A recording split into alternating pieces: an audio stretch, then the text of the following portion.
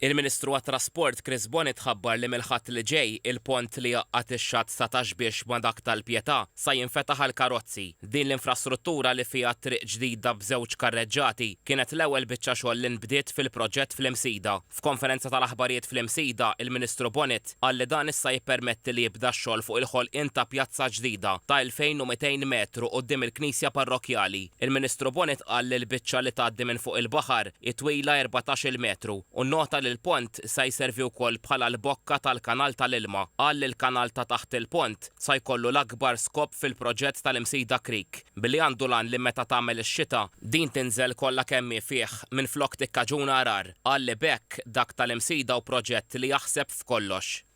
Dan il-proġett sar għan-nies u naħseb huwa ċar li sar għan-nies propju minħabba l-fatt li l-ewwel ħaġa li għamilna minkejja l-kritika li rċevejna hija li qbadna traffiku u lejnieh fuq biex in-nies ikunu jistgħu taħt jinaqdu f'raħal wieħed raħal fejn jistgħu jirrikrew ruhom. U qegħdin nindirizzaw iva l-problemi li dejjem assillaw lill-Imsida.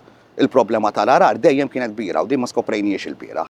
Il-Ministru Bonnet qal li l-proġett tal-Imsida Creek qed jilħaq il-miri kollha tiegħu se jaħlu bħala proġett tal-komunità u mhux biss proġett ta' flyover. Semma li l-vot tal-Baġit 2026 għall-Infrastructure Malta baqa' li kien sabiex il-Gvern ikompli jtejjeb l-infrastruttura tal-pajjiż u jagħti postijiet biex in-nies jimxu aħjar.